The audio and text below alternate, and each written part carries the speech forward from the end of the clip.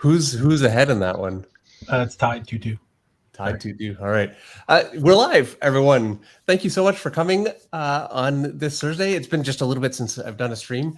I missed Monday Night Draw this week. I was planning on doing it, but I came back from so much traveling and so much stuff going on. I just couldn't. So apologies, but I will be back next Monday. But today, I am very, very excited and thrilled to be able to bring to you two guests, actually. We have an incredible artist, Viken Marion, who has done tons and tons of stuff for DC. We were just talking about a bunch of it earlier on. Wonder Woman, which we both worked on. I did that one 10 years ago now, which is crazy. And so I saw Ken's book that we're going to be talking about tonight, Sol-Stryker, and I couldn't believe it. I mean, it's beautiful stuff. Like it's got Image in there, like Image Comics, and it's got some manga and so many different influences. It's such a dynamic book. I love the designs. It like blew me away when I saw it. So I was thrilled to be able to get Ken to come on. So thank you, Ken, so much for coming on. But before, I also want to mention that we have the great Andrew Dalhouse, who we have worked together before. Andrew colored some stuff I did for Jimmy Reyes's Soul. Dragon Rage. Dragon Rage. I was going to say Soul Calibur. Oh my gosh, I'm so out of it, everybody. Soul Calibur. Yeah, anyway, Dragon Rage. So yeah, and actually we have something we're just going to be doing very soon. So I was thrilled to be able to get them both on, and we have been sitting here this whole time for about a half an hour watching Andrew flap this picture. I'm so tempted to I'll just sit here and watch this for the next 2 hours because it's so relaxing to watch him do this. But we're not going to do that. We have my blank piece of paper right here. We've got Andrew right in the middle, and then we have V's picture right here. So check it out. And so yeah, it looks absolutely amazing. It's such a great design. So anyway, I'm just talking. Thank you so much for coming on. Oh, Dave, thank you so much for having us. Like, really appreciate the opportunity to come and hang out with you and draw. And the fact that you're drawing Varric from Sol-Stryker is so awesome. So I'm so stoked to be here. And yeah, this is gonna be a lot of fun. Yeah, absolutely. Well, I'm not gonna waste any time. Oh, by the way, we have Eric here. Hi. we have Jason here also. So we have all our bases covered. So, shoot your questions at us, and we'll be able to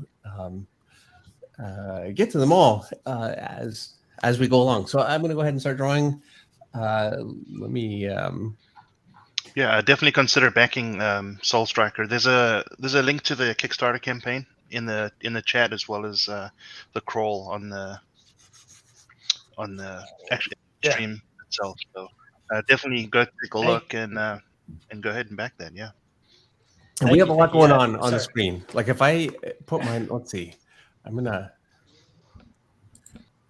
do this. You know what? That works. That'll work pretty well. Okay, so here we go. And by the way, Henry, I see Henry Jamrick is here. Kevin Mandevil's here. Tomic Art. I saw Art9 here. Titus. Saman's here. And Tomic is here. Anthony is here. We have Anthony G. It's been a little while. So yeah, Extreme Maybe. Dan Genovesi's here. So yeah, thank you everybody for coming. And let me get my reference quickly. Shout out to Tomic Art. I met him at New York Comic Con last year, and he is a phenomenal up and comer. He's gonna go really, really far. Oh yeah, some really incredible stuff. It's exciting to see a young artist that you can see is on track to make it. And his work 3 years ago, it's not fair to say that it was bad, because it wasn't bad. It was just unschooled completely. Like he was starting from square one 3 years ago, and to see where it is now. And he's young. I think he's, I don't know. I don't remember. 19 now? Anyway, young. Like, how old were you when you started, Ken? And by the way, do you prefer Ken or V? So my first name is actually just the letter V. My grandpa's name was Vincent, and his nickname was V. So that's why my first name is V. And my middle name's Ken. And so Okay. it's different people in my life call me different things. V is usually what I go by the most. That's what my family calls me. So yeah. But do you mean professionally or just like drawing in general? Like Professionally. Well, and then drawing in general. So professionally, like 2011, and then drawing in general, like when I was like 4. Yeah, my first, I did some, a little bit of like some work here and there for that company, Blue Water Comics. That was like my first like published stuff. It was a Vincent Price biography.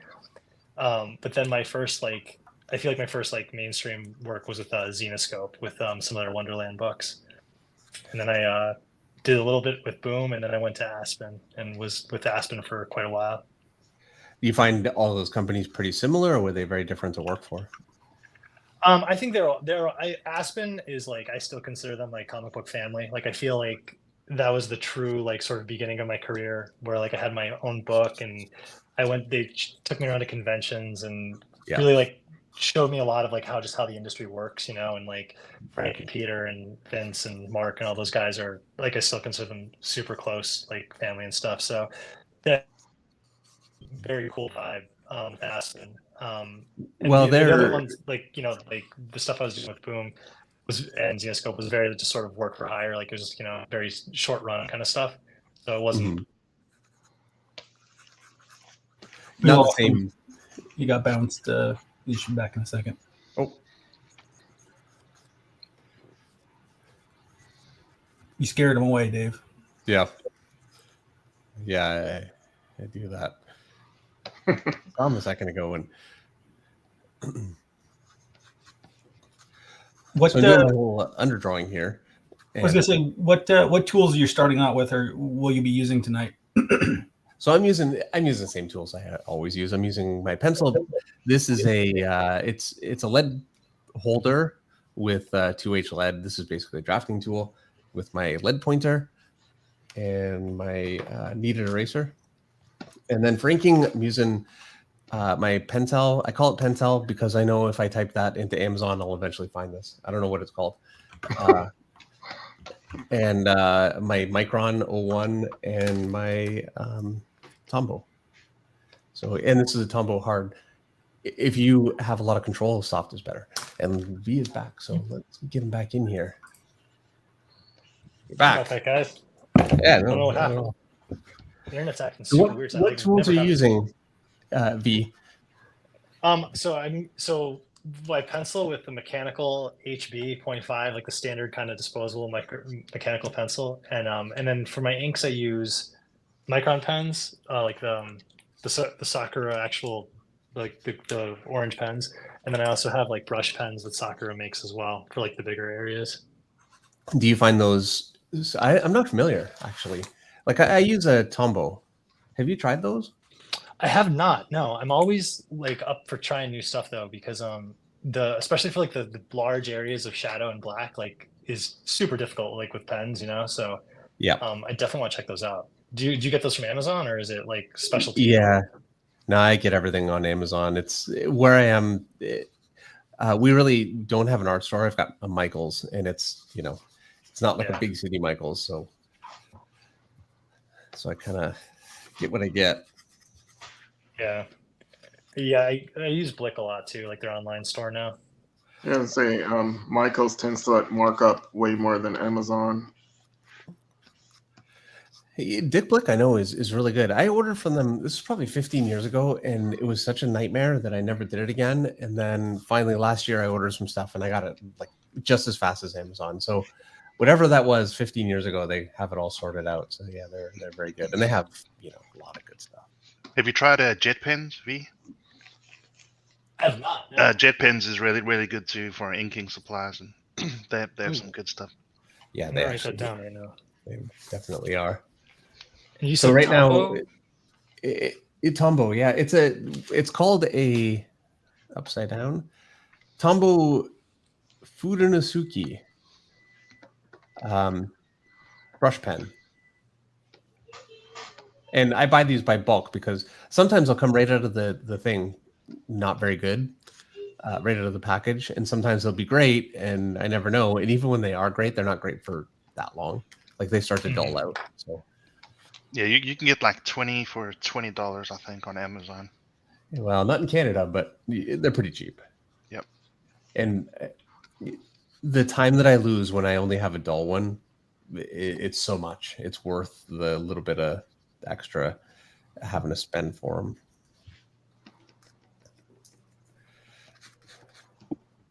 So do you find this costume difficult to draw panel to panel?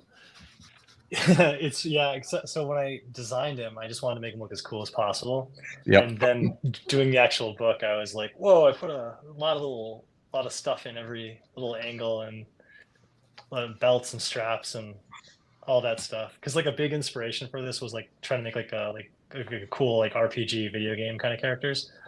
And so like all the characters sort of have this crazy amount of detail to them. So it's definitely one of those things where I'm like, oh man, I should have simplified a little bit, but It looks awesome though. And it seems like I go to conventions and young people are so much more into manga now than comics, you know. It's undeniable, which I mean, I wish it wasn't the case, but it is what it is. So with your stuff, it's such a great mix. I think, you know, it's a huge market that hopefully this book, well, it seems like this book is already tapping into quite a bit of that. You have it up on Kickstarter. By the way, you can find this. I love you, David Finch from Korea. Thank you so much. I really appreciate it. There's a Kickstarter link at the top of the chat for this book, so definitely check that out. And actually, you know what? I'm the worst host. Hold on. In the meantime, V, are you going to New York Comic Con this year? I am. Yep, and I'm going to be at Heroes Con and Terrificon as well. Oh, cool. All right, we'll be there as well.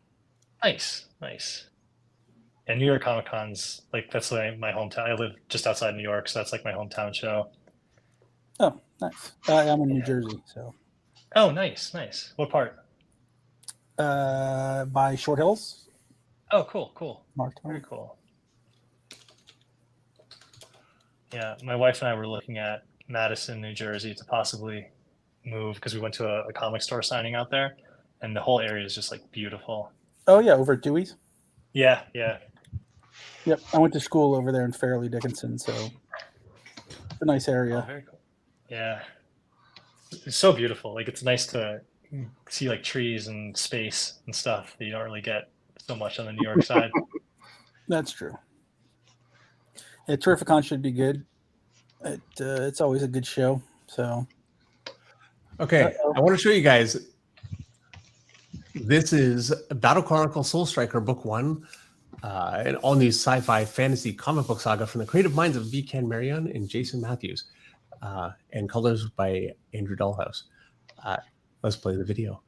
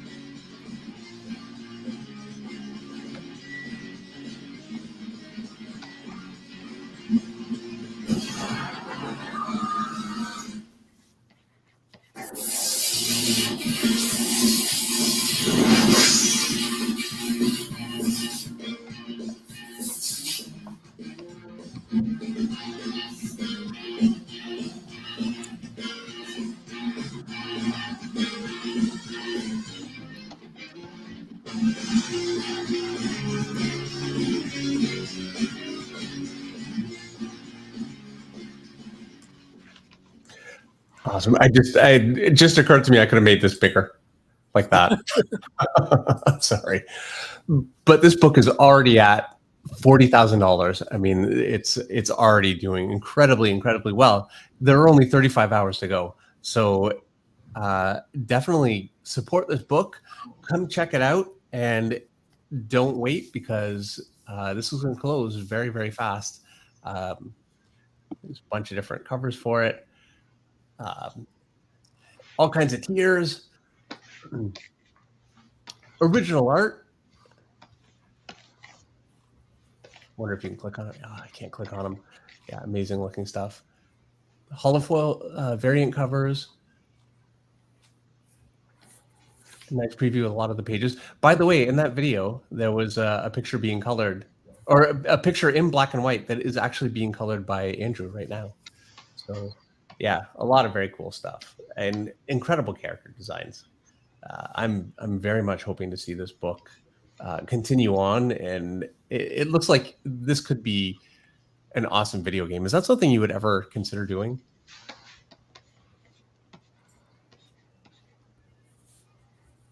Yeah. Oh, I think we I lost him kick again. everybody out doing that. Stop screen.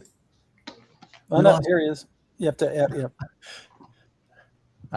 V, I think I kicked you out doing that by mistake. I'm sorry. I don't know. Can you hear me? Yep. Okay. Can you Yeah, hear I me? was asking you if this is something you would ever consider doing, like as a video game, like partnering with a company or something like that. Oh, absolutely. Yeah. I mean, that was one of the things that I wanted to use with this book was to think about it as being like an animation or a video game, like to how it would like sort of translate into that kind of scenario. And Final Fantasy being a big inspiration for it to begin with, like those RPG type games are like really, for me as like a fan, like I love that stuff. So I definitely would love to try to make this into a video game. Like that'd be awesome. Yeah, for sure. We have a question from Hulkster who asks, when creating original characters, what was your form and idea on them? For me, like I just want to make them like as cool as possible. Like that, like, so my thought when I designed this whole roster was that I wanted to make like a whole team of the whole team, like any one of them could be the lead character and the main character, and just kind of like anyone who picked up the book, one of these characters would be one of their new favorite characters. And so I want them with all of that main character energy, so to speak, Well, it really shows with the designs. I mean, it doesn't look like one character and then everybody else is like a derivation of that one character. They very much look like their own people. So can you tell me a little bit about the story? Yeah, so it takes place on this fictional world called Impera, and this world it's a big there's a conflict between humans and this race of creatures called Fomorians, and they're basically like immortal shadow dwelling creatures of the night. So think like vampires, gargoyles, demons, stuff like that. And they've been them and the humans have been at war for centuries, because in this the humans have there's this energy that permeates throughout the world called keys, like Ki, like your key, your inner key. Yeah. And so there's solar key and shadow key that have kind of like historically been in harmony on this planet, and like kind of like one in balance with the other. And for centuries it was like that. But then centuries back, the humans started to learn how to wield the solar key and have kind of manipulated it and made it dominant over like the whole planet. And so this royal family of this nation called Hikari, that's sort of the center point of the human realm, the crown jewel of their kingdom is this kingdom called Hikari. Their royal family has the ability to manipulate and wield the solar key, and so they use it to power their cities. They use it to power their mechs, and all their technology, and most importantly they use it to imbue their elite line of soldiers called Sol-Strykers with these solar-powered swords and bind them to the Sol-Strykers. And these swords and sunlight are the only things that Fomorians are weak against. So for the last few hundred years, Hikari has dominated the world, and they've sort of pushed the Fomorians into a place of disenfranchisement. They're they've kind of kicked them out into like the barren wastelands, and they're disassembled their whole sort of society into these like vagrant tribes. And so now in the present day in the story, the Fomorians are starting to amass they're all being led together, like all the different tribes are being pulled together by this warlord named Baylor, and he's think like a Genghis Khan type character who's bringing them all together and kind of mounting a strong assault against Hikari. And so there are our heroes and the princess of this kingdom, who's the next in line to inherit this power from her father of the Solar Key.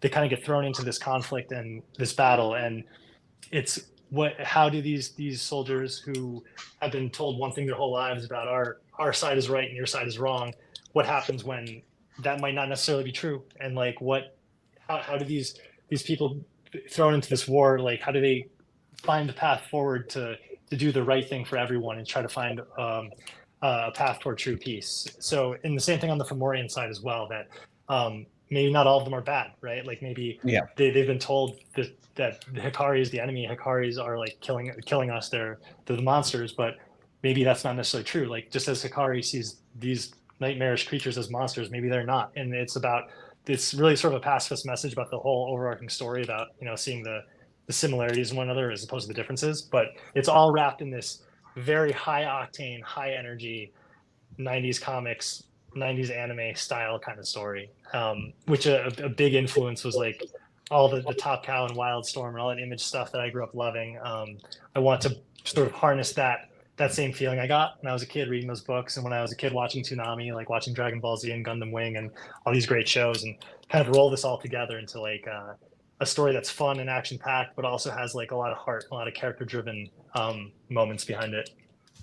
Yeah, it sounds great. There's so little crossover. I'm sure there's some, but really, really well done crossover between American comics and manga. I mean, Joe Mad did it so amazingly well a long time ago, but it's nice to see. And I kind of think that this is going to be the future of a lot of comics, just because manga is so strong.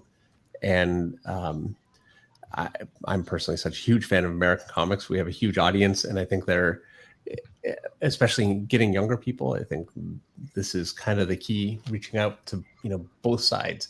Art Jedi has a super chat for $5. Thank you so much.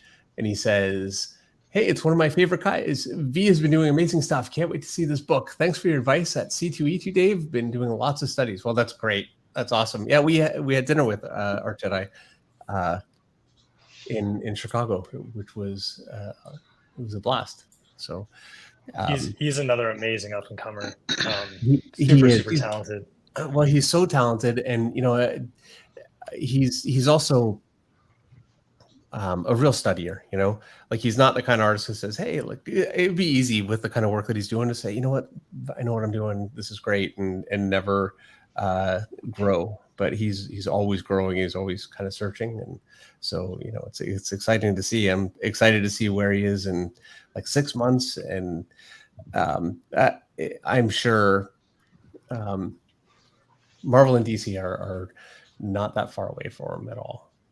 Hey, Andrew, I'd like to share what you're doing there. I think if I share your screen, if you hit stop cam right at the bottom on the little menu, we'll still be able to hear you. So as long as you don't leave the studio, if you hit stop cam, and then I'll add your.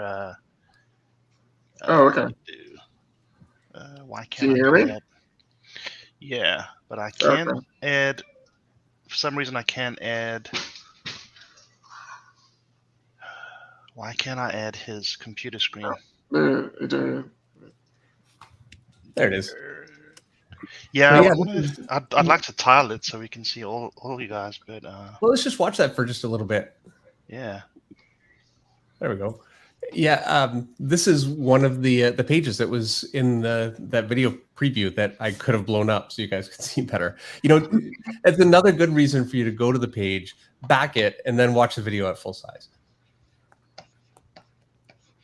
Speaking of Art Jedi, before he's actually going to do a pinup that's going to be in the back of this first issue. I'm super excited to see what he does. The characters. That's great. Yeah. Yeah, I think he's really just on the verge of very. I mean, he's already doing work, but there's something to working in mainstream comics for the big companies. It does so much for your brand and for your name. You know, it makes a big difference, and I think that's right around the corner for him. Mhm. Do you guys remember Dreamwave? I think if they came out today, they'd be a big hit. They did the crossover. It looked like anime. Yeah, that stuff was so fresh. That would be Stuff, yeah. That would be great to see. It's such a shame that the company's gone. This Pat Lee, and I know that just from a business standpoint, they went through some struggles, and unfortunately, it's not around. But Yeah. it'd be great to see it come back. Yeah, Warlands was a great looking book. Yeah, that was amazing.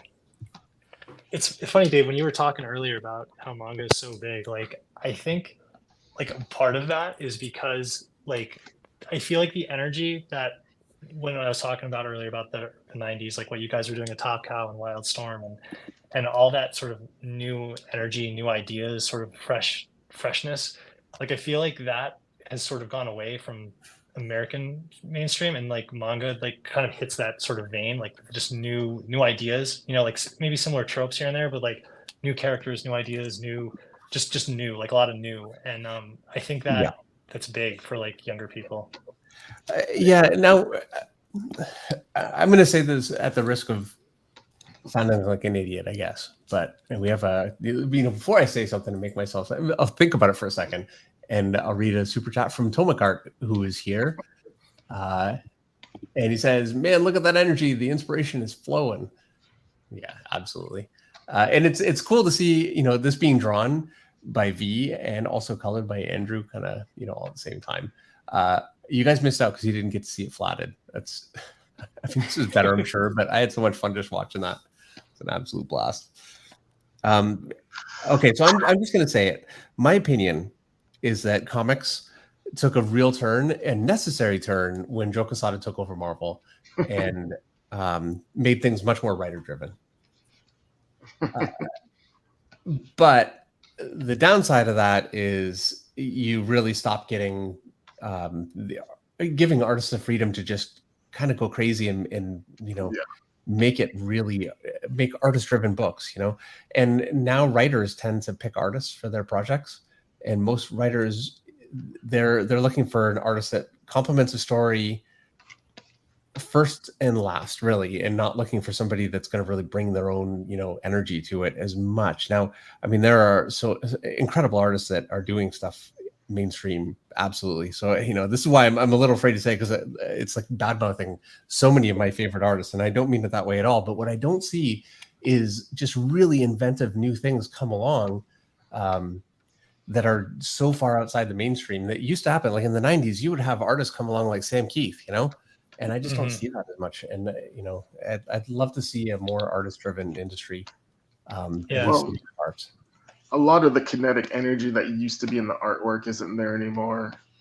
Like, it's what, like, I loved about Rob's work. It was just the energy that exuded from his art was awesome. Like, yeah, well, he's gotten so many criticisms over the years, and I mean, you can say, well, this wasn't drawn as well as it could be or whatever, but the fact is that what he brought to it, nobody else was doing. I mean, it was just like mind-blowing stuff. And it's still, every time I see his stuff now, I still love it, you know, just makes me happy.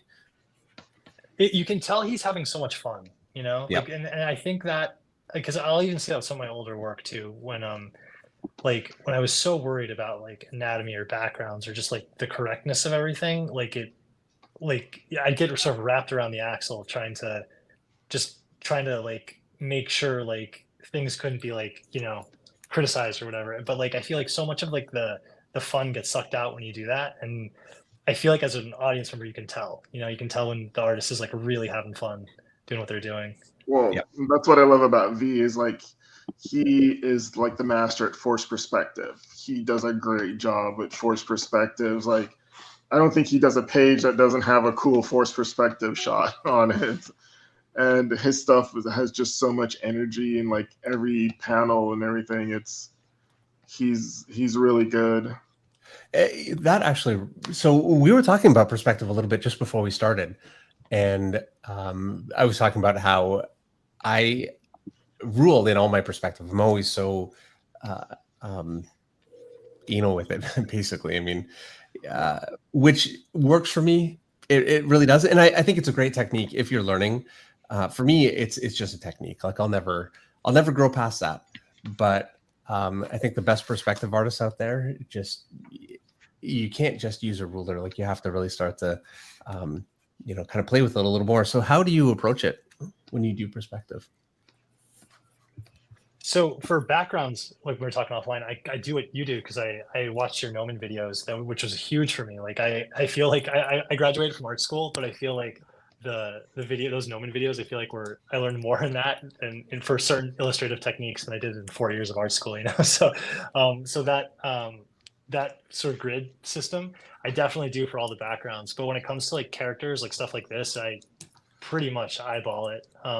And it's a lot of trial and error. It's a lot of erasing and re-erasing, and especially for like the stuff that's like popping forward in the camera, like when the thing that Andrew was coloring with Varric's foot coming right toward the camera, like stuff like that will take me a few tries to make sure I get it right. But yeah, it's pretty much that. Yeah, I would say for figure drawing, that's always the last thing that people really master is having an arm come right out at you and a huge hand or a huge foot and making it work. I mean, it's a really tough thing to do. It's so easy to exaggerate it, make it look very bad. So yeah, it's a tough skill for sure. Yeah, I feel like with like energy and stuff, like Joe Mad he's like one of the artists that I look to a lot. And I feel like I don't know for sure because I never watched him draw, but like I think he eyeballs his perspective because all his stuff has that kind of like bendy kind of look to it, and I don't know how you could do that with rulers. I've tried very hard, and I just can't get that look. Yeah, you can't. There's no way to make that work. I know Greg Capullo eyeballs his perspective, and I mean, really, yeah, like these amazing city shots and this like crazy stuff, and it's just eyeballed, no problem. Brett does too. That's so crazy. Brett? Yeah, Brett. Yeah, he eyeballs his perspective stuff a lot too. Now I'm sure all you guys know who he means by Brett, but in case you don't, yeah.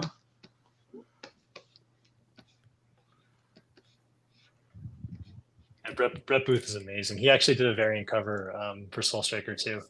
I was super lucky to have him on doing that. Yeah, well, he's such an energetic artist. I feel like he's an artist that has kind of gone through struggles when style kind of moved away from that just a little bit. But I think publishers are really seeing just, you put Brett Booth on a book and it's going to make a difference right away. And, so I feel like just career-wise, he's like at the top of his game right now. Especially on the Flash. Like, he was like the perfect artist. Yeah. On Flash. Yeah. I feel like that was the first time they had like a 90s image kind of look for Flash too, which is, I mean, aside from like the Michael Turner covers, but like he just did the covers into the interiors. Like, and it works so good. Like his Flash is like my favorite Flash. I have like 4 of his pages on my wall. Yeah, for me, it's his Flash and Francis Manipool. Yes, yeah. Francis had really, really creative like layouts and storytelling techniques. Yep. That's another thing missing from comics is cool layouts. I know everyone loves the 9-panel grid, but you got to break out of it sometimes. Yeah. Yeah. I definitely agree. I'm not a fan of it. And I've done it and I've been really happy with the result because for the story, it can make such a difference. And then you open up and do a big double page spread. Bendis was so good at that. He would do, like I worked with him for quite a while and I would do like a 9-panel grid or 15 or whatever, like a double page spread of tiny little panels. And then it would open up into a big shot and it really worked. I thought he was great with it. Dave, when you do a script, do you like lay out the whole book like in thumbnails first, or do you go page by page and just kind of see where it takes you? I go page by. So I read the whole script first, just as a story, and then I read it again, and think about how I want to approach it and what is actually being written, because it's easy to kind of get caught out. I've done that so many times. I don't know if this ever happened to you where you're 3 pages in and you realize you've approached it in a way that makes the 4th page impossible, and you didn't read the 4th page, or at least you forgot. So yeah, I try to be careful about that. And then once I kind of have a really good idea of all the problems I'm going to have, then I just do it page by page. Yeah.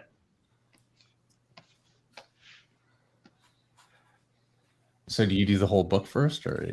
Yeah, so I do like what you said, like how you read the whole thing a couple times, and then I do like little thumbnails, like this kind of stuff, like where it's just kind of like little little tiny doodles, and I do that for like the entire book, just because for me, like doing it in like chunks is easier. So like I'll do all that, and then I'll do pencils for like 5 pages, then I'll ink those 5 pages, and I'll go back to penciling the next 5 pages, then ink those 5 pages. So it's like, because I feel like the switching of like brain modes is harder for me. Like, so if I do them in like chunks of what I have to do, it makes it go a little faster. Yeah, I definitely agree. Like I'll wake up in the morning, and if I already have my page started until it's laid out, my whole day is just so easy. Versus if I have to start thinking and laying it out, it's so much harder. So do you guys like draw in numerical order, or how do you feel on that day? I used to cheat, and I would just skip to whatever the easiest page is. I'd be like, this page looks like it's going to be really hard, so I'll just do that tomorrow. And I stopped doing that because I ran into more storytelling problems that way than any other thing. And also I would get to the end of a book and I'd have this page that it's so important to make the book really work, and I would just bang through it. So it's doing the book a service. I try to do the hardest page first while I'm still nice and fresh, and save the easiest page for last. In case I come down to the wire, I need the easiest page for last, so I can get through it a lot faster. Yeah, I don't like laying things out. It's just it's so much work. I really like having everything all kind of, it's all mapped out. I know where I'm going, and I can just kind of relax and just draw, which, it's probably not ideal, but. Well, it's worked for you for this long. Yeah, I'm still surviving.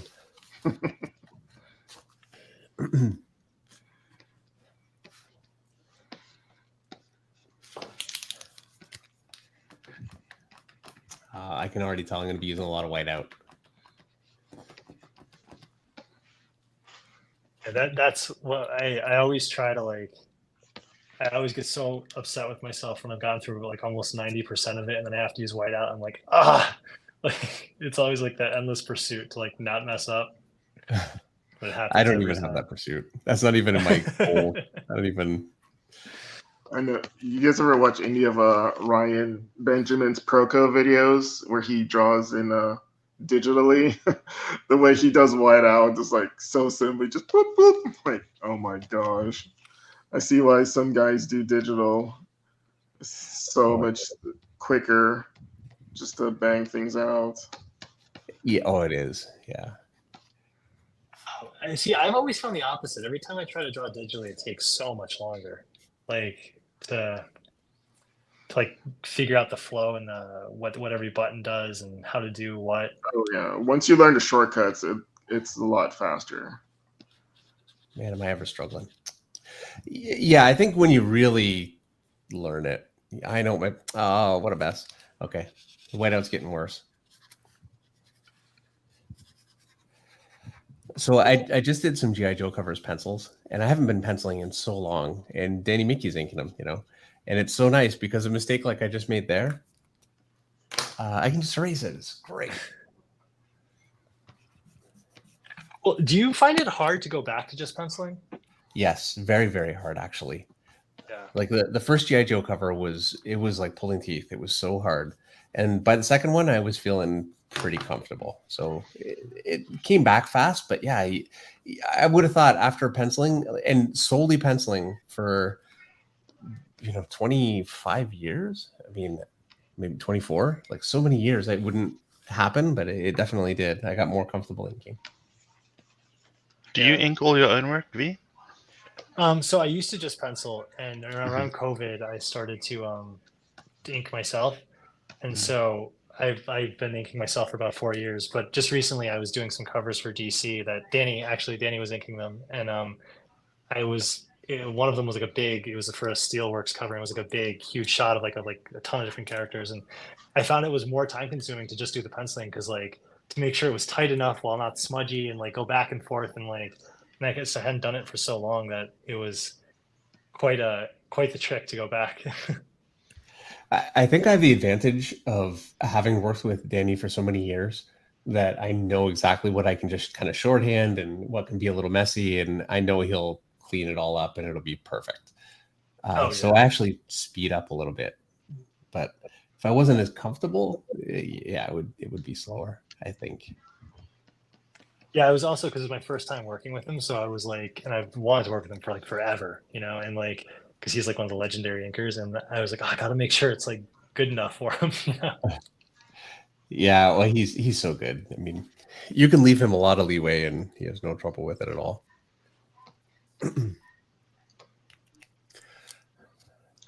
right, let's see. Hey, that's looking awesome. Thank you.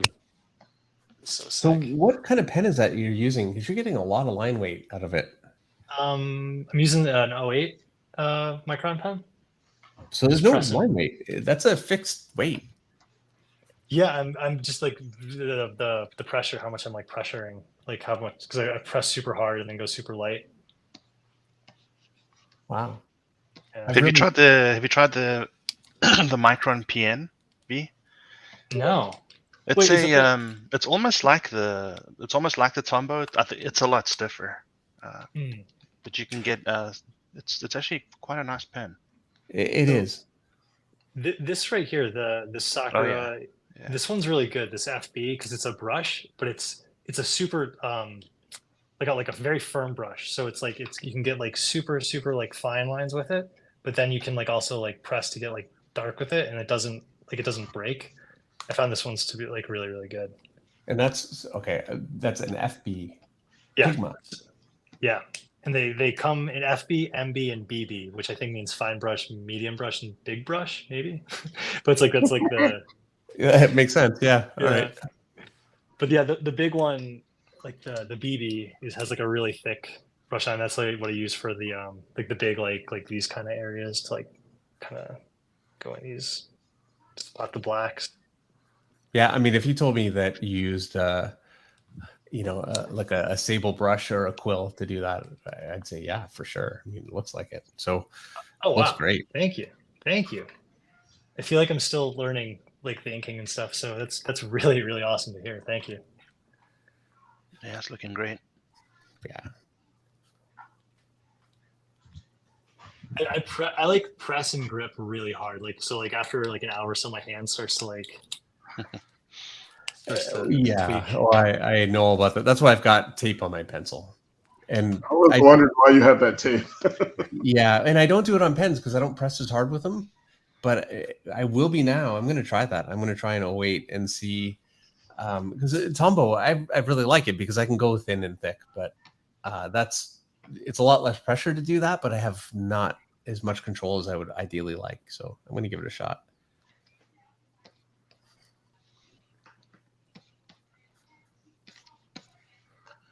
This is such a complex costume. Brett he did one of the variant covers, and he was saying the same thing to me. He was like, yeah, Brett told me, he was like, I'm glad I don't have to draw that over and over and over again. It's like anything, you get used to it and it'd be fine, but until you're used to it, yeah. Like a Jim Lee design. Oh, Divine Right, yeah. Oh my gosh, yes, that book. Or even Omega Red. That was I've never seen anyone do a Mega Red like Jim. Yeah, well, I have a. If somebody wants a Galactus, I'm going to charge extra, and I hate to do it, but Oh yeah. and Omega Red honestly should be on that list. Just it's such a hard. It's not even such a complex character in terms of costume. It's just hard to draw. It's a Galactus tax, is what we call it. Yeah, see, there you go. Do you have a character that you just like struggle with, that like you just don't like to draw? I've got a few, yeah.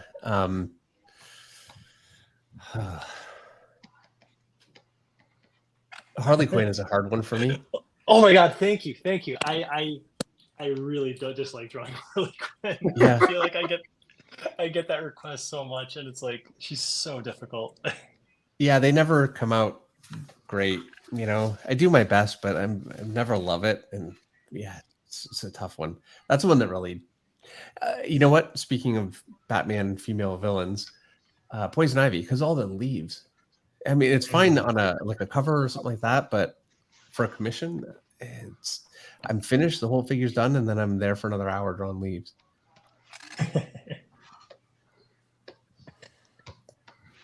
But you love drawing Bane. I can tell that. Yeah. Bane is fast. Like it's everything that I'm comfortable with. You know, he's huge. I don't have to make him like super dynamic, or you know, like even like subtle. So yeah. Oh yeah, because he's so big. Yeah, he doesn't have like really small gestures. Yeah. Yep. Another character like that I really like, and I haven't been able to do as much as I would like, is Venom. Ooh, yeah. I would love to see that. The shading too. Ooh, yeah, that looks. There's a commission waiting for you for Venom. Is there? I think one of the painted ones. Yeah. Oh, see. Ooh, even better. Yeah, that's gonna be sick. I'm behind. So I've got a Thor one that I not that they're in a particular order, but for me to have any kind of sanity to my life at all, I kind of have to do them in the order that I say I'm going to do them. You know, otherwise I'll just never do something. So I'm doing Thor next, and that's a hard. There's another character that's not easy for me. Is Thor. What costume? The early one, the modern one, the early one, the older one with the 6 buttons. Yeah, and yeah, like the very classic. And his helmet is the hard part. He's got the little peak at the top, and to get that lined up in the middle of the head properly in space, hard for me. And if you're off even a little painting bit, those feathers is tricky too. You say you were going to paint that one, Dave? Yeah. Yeah. Oh yeah. What about like Cap's chainmail? Isn't that like a pain in the butt? Dave does that fast. Oh really? Oh yeah, Dave does that really fast. I always thought that would be a pain in the butt. Yeah, that one. I mean, there are people that do it so much better, but I do it fast anyway. It's nothing else. So, what covers have you been working on lately? So I did a Steelworks cover, and I did a Sinister Sons cover, and I just did a triple set of covers for Ghost Machine, which I'm really excited about. That's for it's like an interconnecting set for Rook and Redcoat and Geiger. So I'm really excited for when those get shown. It's gonna be very cool. Yeah, those books are Geiger's so awesome. beautiful. Oh, they're incredible. Oh, yeah. I just read Redcoat 2 today. Very good looking book. I haven't gotten it yet. I definitely want to read that. I really like Junkyard Joe as well. I need to get the volume 1s for Geiger and Junkyard Joe. Yeah, they're great. Great for that, but Redcoat's really good. I really like that character a lot. So I think Rook came up first. Am I wrong? Geiger. Well, Geiger wasn't under Ghost Machine originally, but okay, right, yeah. Because I haven't been to the comic store for about 3 or 4 weeks. It's just been so busy, and I've got Rook, but I don't have Redcoat yet. So I'm sure it'll be there waiting for me. Rook looks insane. Like Jason is like Jason's always been amazing, but it looks like he just like dialed it up even more. Like to like 11. It's just so inspiring.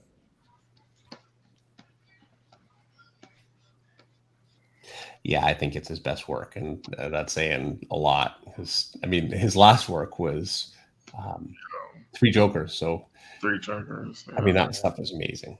Doomsday War was crazy. I can't believe he did that. Is it Doomsday War?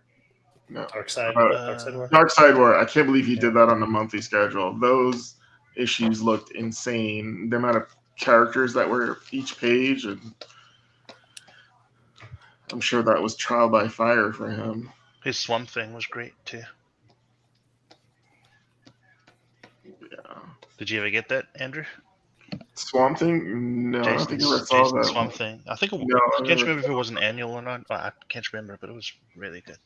Isn't Steve McNiven? He's one of you guys, right? He's Canadian too. He is. Yeah, he lives just about a half an hour away. He's very I just cool. saw his new covers for Deadpool Wolverine. I was glad to see his art again. Yeah, he's great. Covers came out good. He was one of my favorite artists at CrossGen. I loved his stuff. Sorry, who are we talking about? Steve McNiven. Oh, okay. No, he doesn't live that close. But he's Canadian. Yeah, he's pretty far. Okay, I missed a beat there. Yeah, he's great. Yeah. Who lives close? Jay Fabok. Oh, nice. Yeah, actually, I just bought my copy of Old Man Logan again. I had it and lost it, so got a new one. Yeah, McNiven's awesome.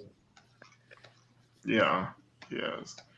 I wish he drew more. I really love his stuff. So Steve McNiven's going to be at Dallas, Dave, next week. Oh, nice. Yeah.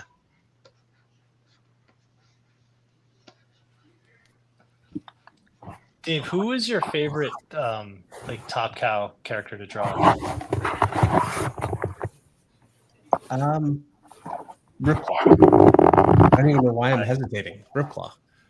Nice. As a matter of fact, I did a run on Cyberforce, and he was my favorite. And I wanted to do Ripclaw. I was begging them to let me do Ripclaw after that. But they had just done a Ripclaw series, and the sales weren't what they wanted them to be. This is relatively early Image, so the sales would have been great now, but they weren't. Yeah, I've heard the stories of 100,000 copy books getting canceled. Yep. Now it wasn't 100,000, but I want to say I think it was about 50,000, and which is not super high, unfortunately. So they didn't have the confidence that it would work, and so I ended up doing my own creator-owned book instead. But I really wanted to do Ripclaw. I would love to see you do Ballistic. Did you ever draw Ballistic? Well, in Cyberforce, Mike Turner did a Ballistic. Oh yeah, that's where I first discovered Mike, was his Ballistic miniseries. Yeah, he did that so fast too. It was crazy. Like that series, he was on such a deadline, and those pages were like he was just banging them out, and I mean they're incredible. That's the book that really kind of put him on the map, and then the book that really put him on the map obviously was Witchblade. Hard to really express just how big that book was at the time, because it's been around since then and it's done all right, but the kind of phenomenon that it was in comics for so long, and that was all Mike. I remember I had tons of Wizard magazines about Witchblade. Yeah, I want to get comics back to that place where they're just super popular and they're selling through the roof, and people are super pumped about them again. Yeah. I think step one would be for people to stop telling people to not buy their books. That would be a real good thing. Yeah. But I think books need too is good cliffhangers. Not cliche ones, but good ones where the issue ends. You're like, I can't wait to pick up the next issue.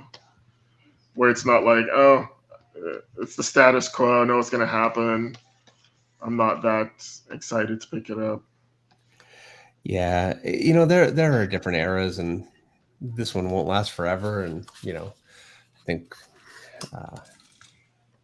it's not my favorite, truthfully. I'm waiting for.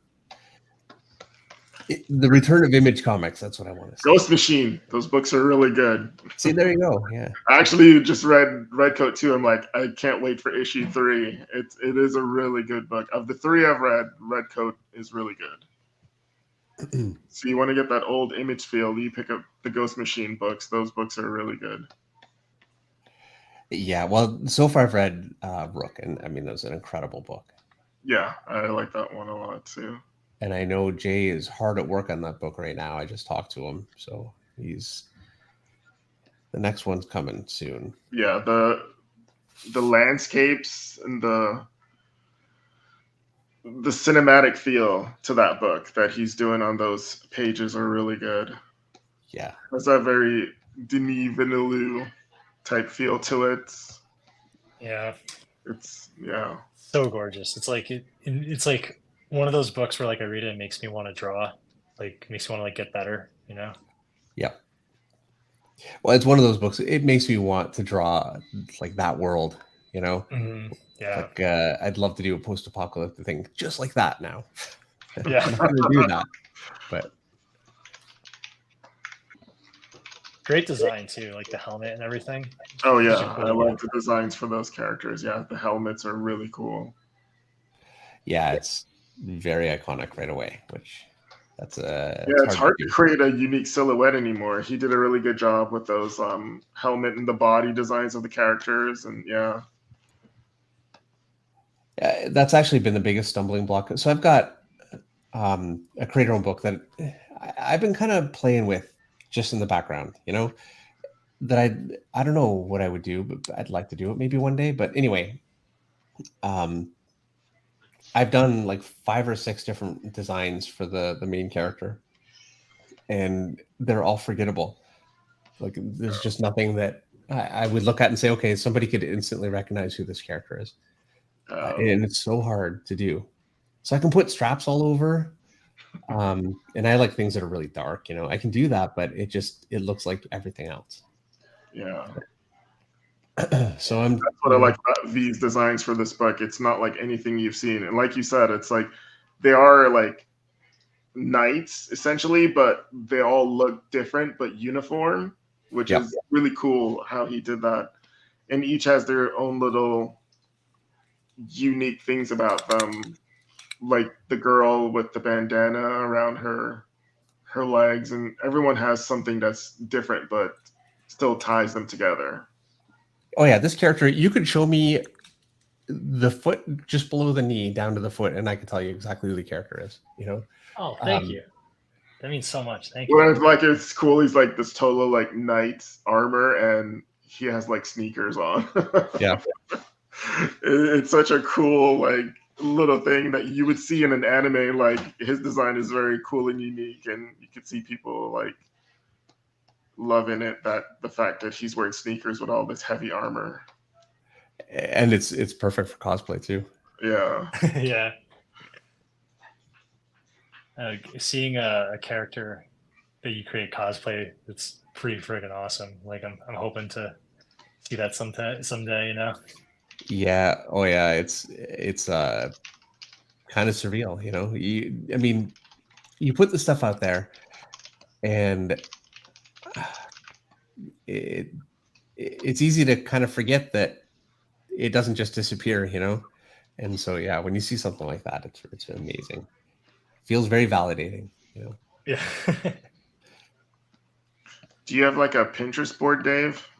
You should go on Pinterest. There's a lot of you get a lot of inspiration for designs and stuff from Pinterest. I should.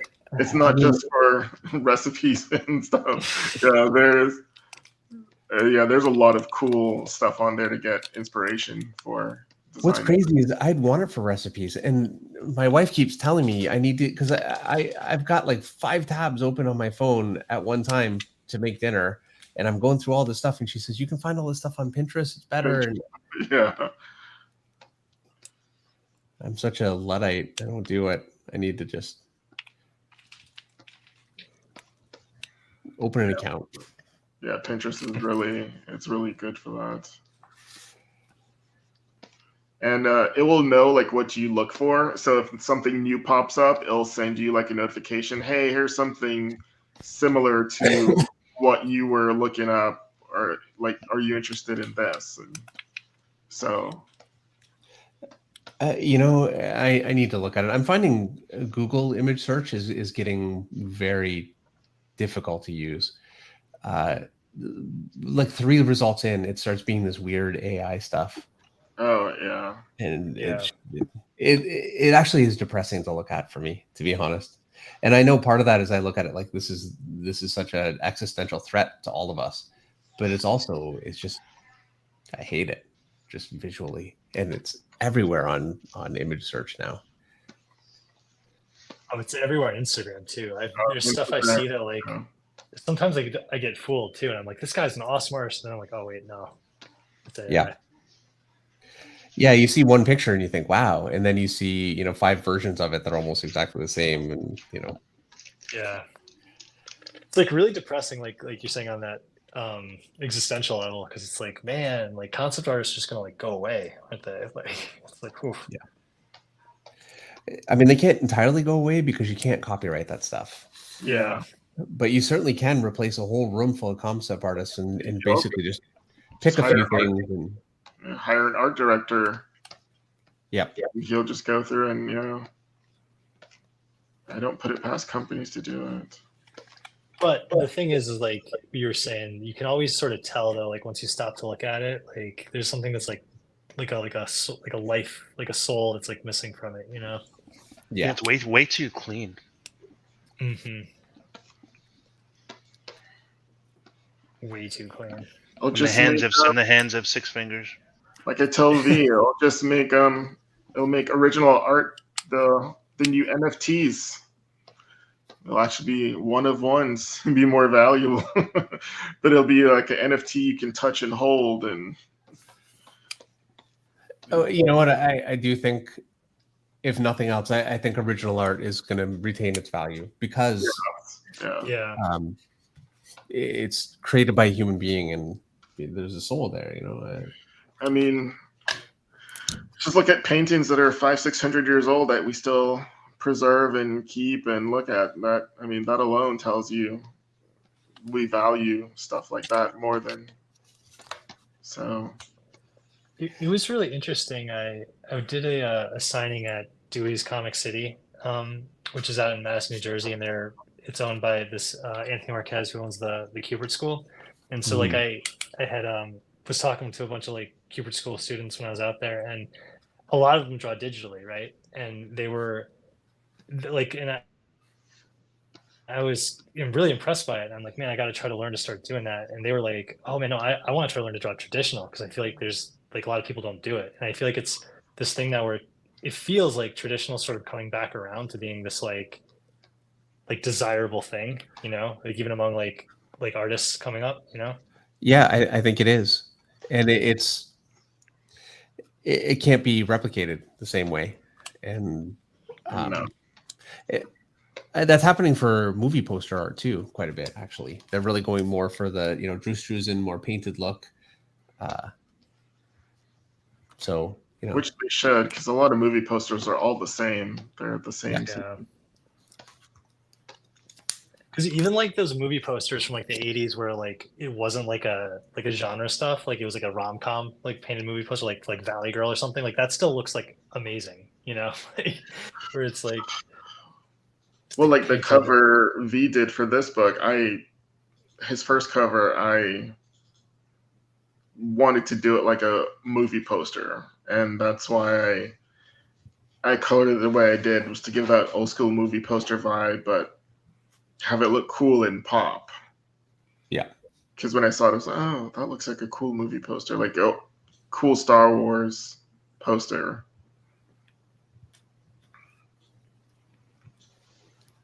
So. Yeah, absolutely. It really is. Yeah. Just wanted it to stand out and be cool. He did such a good job drawing. I don't know how long it took him to draw it, but I wanted to do it justice. You did an amazing job coloring it, my friend. How long did that take to draw? I think like 2.5 days. I think like 1 day to pencil and then like a day and a half to ink.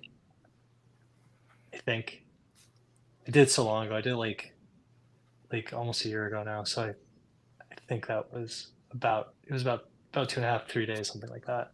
It's pretty quick, really, for the Really? amount that's going on there. And I'm sure that was an earlier picture, so there's a lot of decisions you're still kind of making. And I know I find for me, if I haven't drawn a character a lot, the minute I turn them a little bit, now all of a sudden I have a lot of decisions I've got to make because I haven't really sorted those out. You know, you think you got it all sorted, and then So Armor Glitch says Thundercats. Yeah, I did get a bit of a Thundercats vibe there. Nice. Yeah. Nice. Can't go wrong there. Okay. Yeah, that 80s cartoons, that was a huge just that I wanted to recapture that fun that we had when we were kids, like watching that stuff, you know. Right. So, glad that that came through. Yeah, it really does. So I want to mention again, everyone, that you can find Battle Chronicle Sol-Stryker on Kickstarter. It has now, let's see, 34 hours to go. So just over a day that you can still pick this one up. So definitely go by the Kickstarter page and back this one. It's an amazing book. I want to see so much more of it. This is just book 1. So hopefully we'll see book 5 and 6 and, you know, and some more stuff with it. So it's already doing incredibly well. It's at $40,608 now. So yeah, definitely check it out. There's a link at the top of the chat. Big thank you to anyone who checks it out and supports it. It's a true passion project that I've been working on for many years, and I'm so excited to get it out into the world. So I co-wrote it with my friend Jason Matthews, and we're so thrilled, like the response we've been getting, and we're just so excited to get it out there, and we're putting everything we have into it. Andrew's doing some of like the absolute best work of his entire career. Like it mind blowing to me, like some of the pages he's done in the covers, and I'm just so grateful that he was able to do this with me, because Andrew's my favorite colorist in the whole industry. So yeah, just we're doing our best to make the best product possible to give you guys the most fun and bang for your buck. Yeah, and getting your favorite colorist, the difference that makes to a project, it can be so huge. It's amazing just how different a page can look colored from, you know, one artist to another. Oh, absolutely. Well, then you also create a shorthand with your artists, so you kind of know what the artist is looking for, what they're not looking for. It puts the artist at ease, and it makes the whole process a lot easier and smoother. Yes, well, and you can really focus on your craft without worrying, am I going in a direction that is just going to be a problem? So you're putting all this work into it, and you find out, oh, this is, you know, pencil hates it. That's pretty tough. So yeah, I know inkers have that problem too, where, you know, you do this beautiful job and it's just a slightly different style than what the artist is looking for, and it's like, yeah, it's a tough one. So when you have that relationship and you can really just put everything you have into it without worrying, is this the right direction? You know, I think it shows on the page. Yeah, that's what I loved about the Image books, because you guys were perfectly paired, like JD Smith on Michael Turner and stuff. Yeah. That was perfect. JD Smith on Billy Tan. It's good stuff. Steve Furcow on Mark. Oh, it's good stuff. Yeah. Yeah, Steve, he's hard to get nowadays. He does so much video game work that I think he said he doesn't do interiors. He'll do covers, but he won't do interiors. Yeah, I think the last thing that we did together was a Joker cover, and it was beautiful. He did such a great job, and I wanted him to do more, but then he wasn't available, and you know, so we'll do something again, I'm sure. But he's tough to get a hold of. He's one of the goats for sure. That Hunter Killer book that he did with Mark was like, oof, so good. Yeah. Yeah, that was great stuff. Top Cow, I feel like everyone thinks about you guys who are like amazing pencilers that came out of Top Cow, but I think that there's also like the best colorists and inkers were also in Top Cow too. Yeah. You know, like D-Tron those books and just looked so good. Victor Yamas, he was a really good inker. Yeah. Oh yeah, yeah. I think, yeah, the thing that made Top Cow what it was it was Mike Turner and what he did with Witchblade. That was such a big turning point, and it really gave the studio direction. But the other thing really is just the quality of the colors and inkers for sure. I remember the first thing that I did actually at in my career was at Top Cow, and Billy Tan inked it, and it was mind blowing for me, you know, just to see what my work could look like put together by somebody that knew what they're doing. It was pretty amazing. And unfortunately, he's a penciler too, so he could only do a couple of things. I only got him for a little while, but I went from there to Joe Weems, so I did all right. Oh, you guys even had Andy Park there for a little bit, Mr. Marvel, doing that Tomb Raider. Yep. Oh yeah, I remember when he started. I remember him drawing the Tomb Raider pages, and we were all in the same studio together, you know. So yeah, so much history for us. Those days are so cool. Yeah, definitely miss him. I mean, I like working at home. I'm sure you guys do too. Like, there's so many advantages to it. But I would welcome going to a studio. Yeah, it was great. Like, at least for a while, yeah. Sometimes I would, but I'm Mr. Mom, so yeah, I'm carting kids around all the time. Well, that was my day too. I had to bring my son to school this morning, and because my wife was not home today, I had to bring him home, and it's an hour round trip for school, which is craziness, but it's a good school. So yeah, today was the last day of school, so I dropped them off and turned right around 3 hours later to go pick them back up because it was half day. So.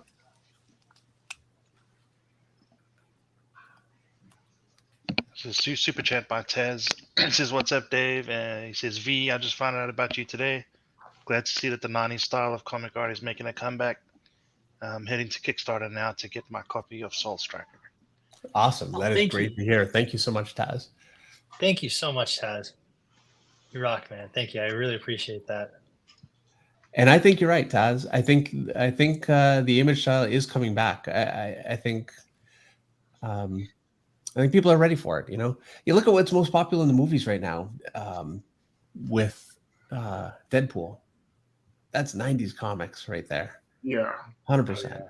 I always said that. Like, it's funny how the Marvel movies are so popular. I'm like, so why don't the comics emulate the stories and the action in those movies? And they don't.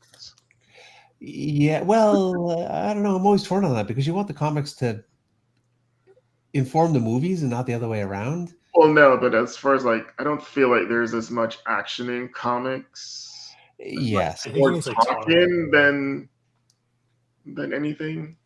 Yeah, well, I definitely agree. Well, this is writer-driven comics, and it really has been a problem with comics for a little while. There's some great writers out there that do that, and there's some great writers that don't. But there's too much of it.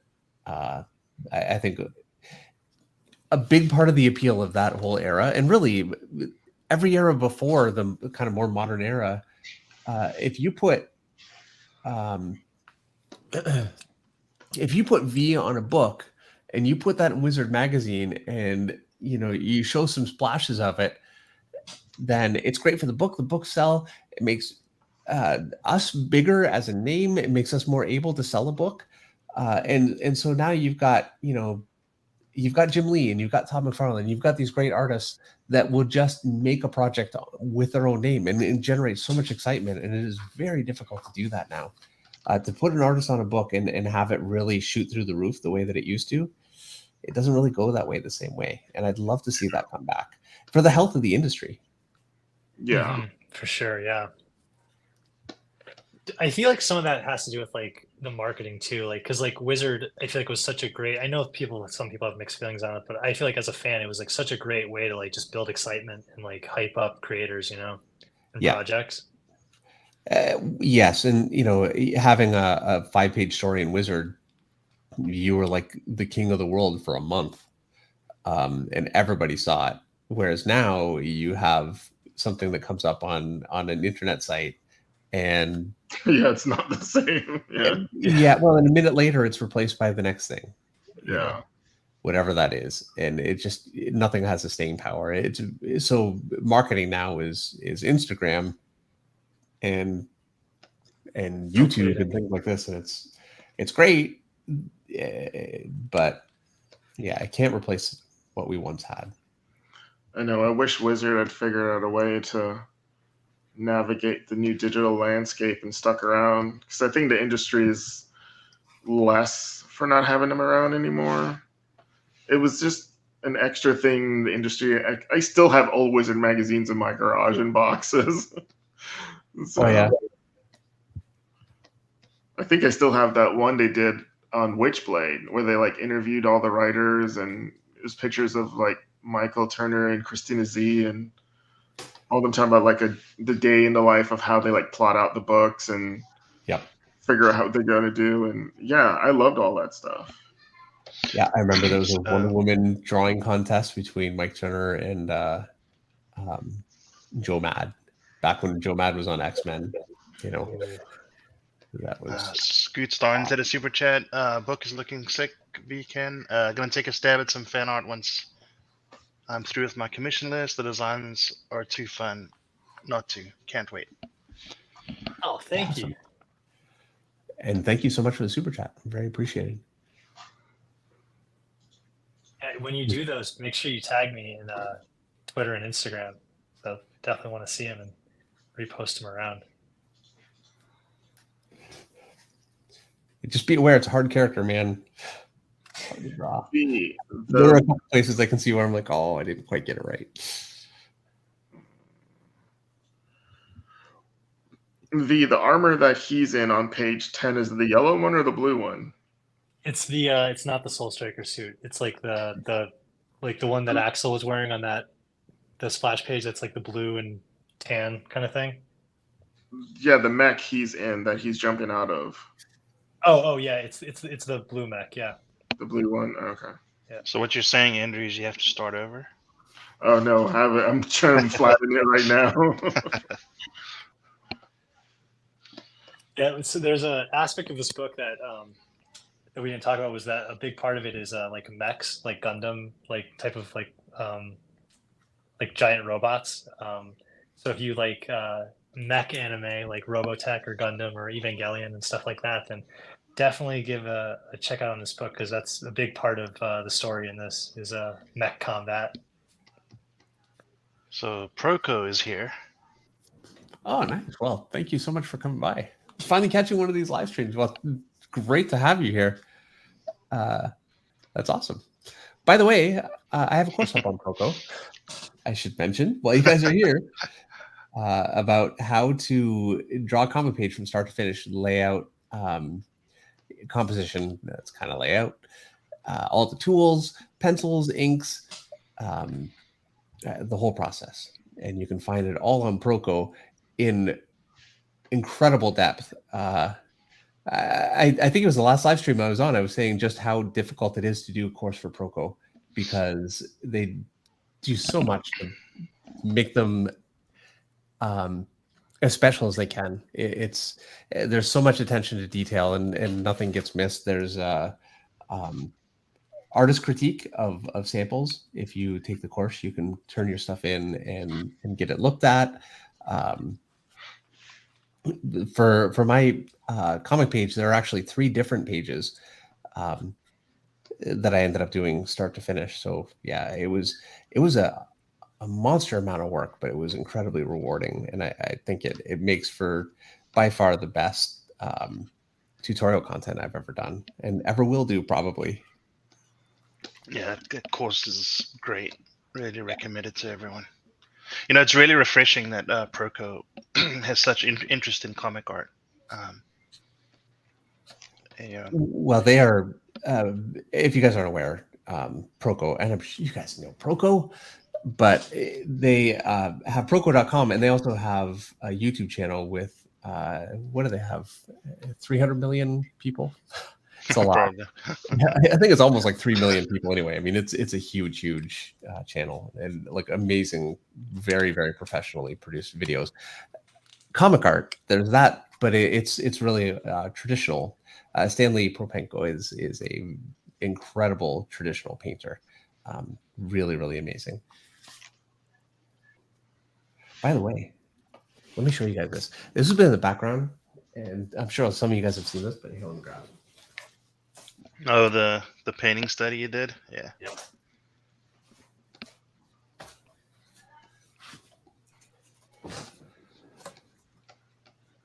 So these are two studies of me that he did. I did a live stream on the Proco channel, and he painted these of me live, and these were done so quickly too. And I mean, look at the color; it's crazy, unbelievable. You can find this live stream. This is a couple years old now on the Proco YouTube channel. So if you're interested, I also have a live stream on there too that you can find. But yeah, this one was amazing. And he's just having a conversation, talking, and mixing up like the most incredible colors. It's really amazing. So there you go. Stuff. So beautiful, yeah.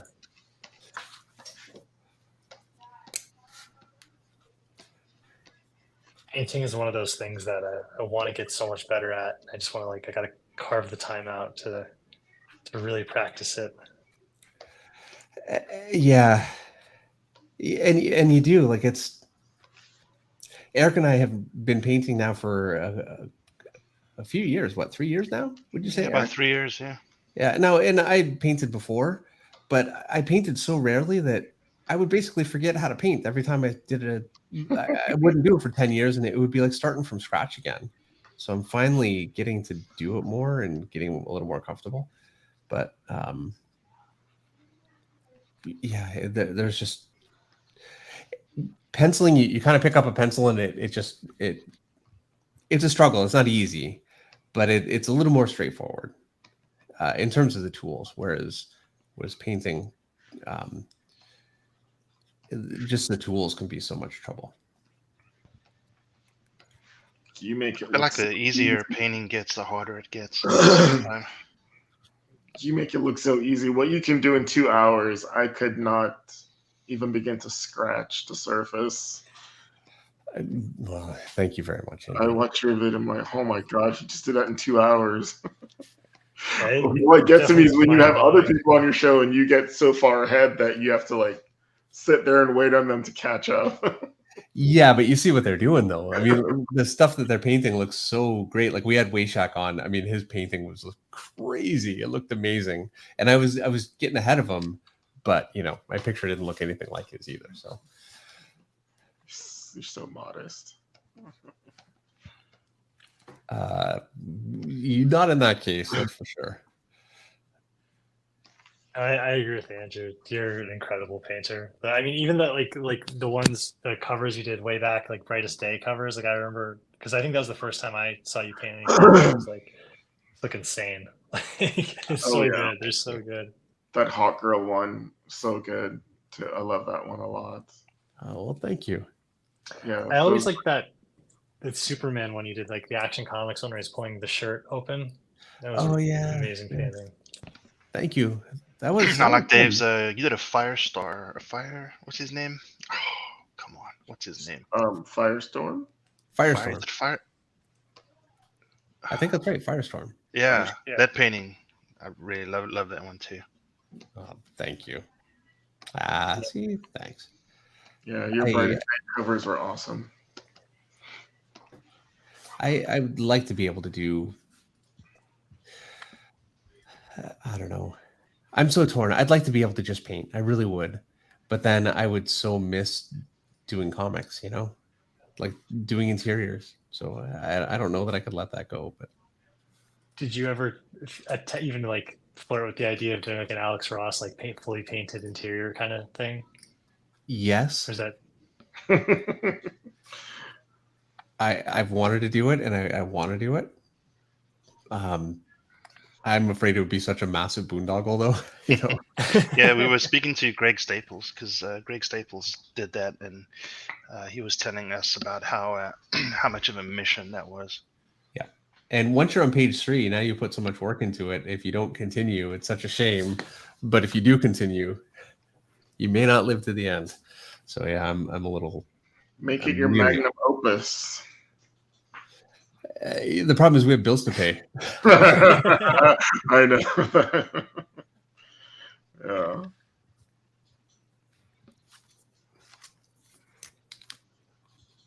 I would love to see you do a run on Lobo. That would be a blast. You know, I think my problem with Lobo, I love Lobo, so it's not my problem with Lobo. My problem with me doing Lobo is I don't do humor. Well, like it's just not a strong suit, and I think you kind of have. You mean writing it or drawing it? Well, I wouldn't write it anyway, but yeah, drawing it for sure. Yeah, I think you'd be awesome on the Lobo. I would have a blast. I couldn't do what Simon Bisley did with it, you know, where, I mean, there's these incredible, awesome, manly shots, but then there's just so much humor in there too. Like, good stuff is never to be beaten. Well, that's where you work with a writer you can trust to help you pull it over the finish line. For sure. So what would you say is what's your dream project, V? Oh man, I have a lot. I mean, aside from like my own stuff, like IP wise, like I think Superman, I'd love to do like a long run on the Superman book. Just like to really like, you know, like have like a 12 issue kind of run on it. To like kind of reinterpret things. But then also like, I mean, X-Men and The Flash would be amazing. And I mean, Marvel Iron Fist is a character I've always really wanted to tackle because he's like one of my favorite characters because of the whole martial arts aspect. So yeah, I definitely have a deep roster of things I still want to do. There's a super chat from Taz for $10. Thank you. Just got my copy of cover A.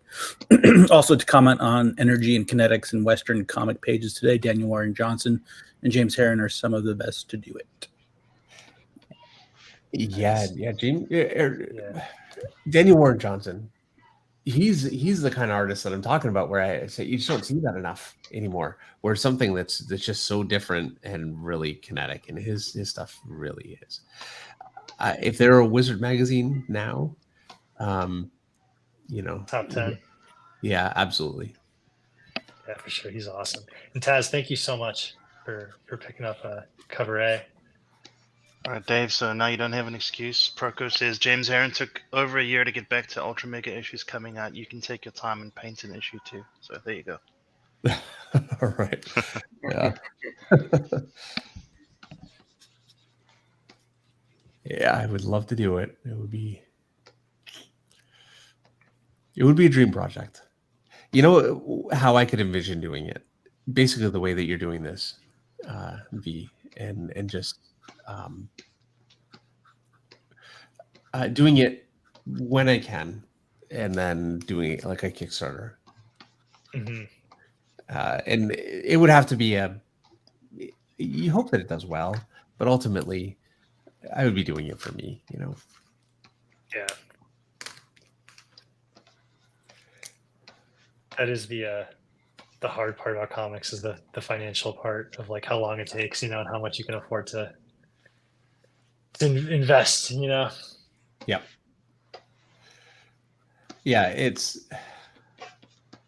an unfortunate reality that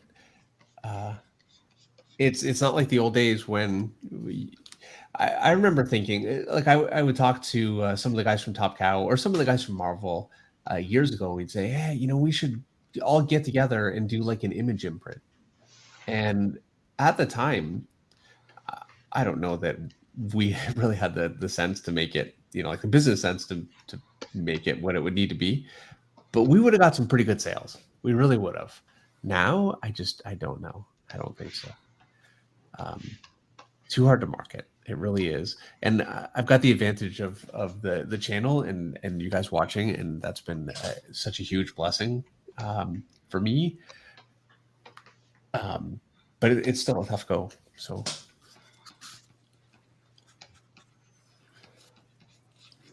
One Mighty Ara with the super sticker for $5. Mighty, where's the comment? Yeah, and the other aspect of it too is sacrificing family time, because like if you're not working, your free time is drawing the book, then you're not spending time with family, and then how much time can you really dedicate to doing it on the side? Is that ever something that is a challenge for you, where you kind of get some flack for not spending enough time? Oh yes, especially now that I have kids, and they're always wanting to do stuff and go outside, and every weekend there's somebody's birthday party. Yeah, we don't have kids in sports anymore. Isaac, my youngest, he did drama for high school, and so we invested quite a bit of time into that. But yeah, it's as the kids get older, it gets a little easier, but it's tough. And I was going to ask you that. Please tell me it does get easier. Oh, it does. Yeah, for sure. Right now, mine are only 9, and the twins are 6. So. Oh yeah, you get your life back, but it depends. So I've got a friend who he's got 2 boys, and his oldest now is 20, I think, maybe even 21, and he was a goalie. He made it pretty far. He made it to the step just below the OHL, which would be just below the NHL. But the time commitment to do that for him and for his parents, I mean, jeez, it takes over your life. And his younger brother is also great at hockey, and he just wrapped travel himself. He just aged out, so they're getting their life back. But yeah, that's a long. Yeah, my daughter wants to Dave, there's a super chat from Jim McCline for $20. Dave's Proco course is fantastic. Thanks for sharing the Kickstarter. I picked up a copy. As a huge manga/anime fan for 35 plus years, it reminds me so much of the cool stuff from back in the day. Also, you got a killer logo. That's awesome. Thank you so much, Jim. Great to see you here too. Thank you so much. It's very high praise. Thank you. And Allison McGill sent you a $1.99 super chat. I'm loving the manga feel. Thank you very much, Allison. Yeah, well, Allison is a very big manga fan. This is definitely. Thank you, Allison. And I see One Mighty Art says it's a mic drop sticker because y'all's art is amazing. Well, thank you so much, Mighty. Really appreciate it. Thank you. Talking about the logo, Mark Roslin from Aspen, he actually designed the logo for us, which is super, super cool of him to do that. And he made the little animated graphic for our trailer and everything. So big shout out to Mark for doing amazing work. So in terms of publishing, is this something? This is where I need to be careful. I'm starting to line up his face to the point where he's just starting to look old. Did you consider going through Image or any other avenues? Is that something you'd still consider? Yeah. We're definitely open to like a lot of different options, whether it be still going through Kickstarter for the next one or possibly trying to line up with a publisher. For the first one, we just really want to see to do it on our own, to see what goes into it, and and all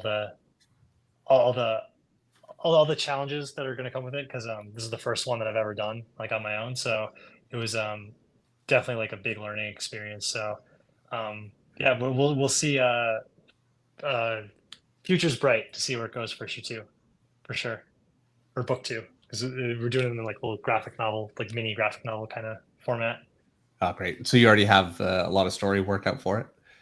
Yeah. So we have it mapped out to be 12 books altogether. So hopefully if that's malleable at this point, we could shorten it or lengthen it depending on what financially is feasible to do with it. Yeah, I mean, I definitely want to. I have a big epic story to tell, and I'm really excited to get it out there. Mm-hmm. And how long did it take just for this first one, just in terms of, from start to finish, from the concept, figuring out what you wanted to do, to getting the book out? And so the original concept I had back in 2010, and it was originally just like a singular kind of traditional superhero kind of story that took place like on our world, and it was like basically like the show Supernatural. It was like a superhero that had a sword made out of the solar matter that hunted monsters.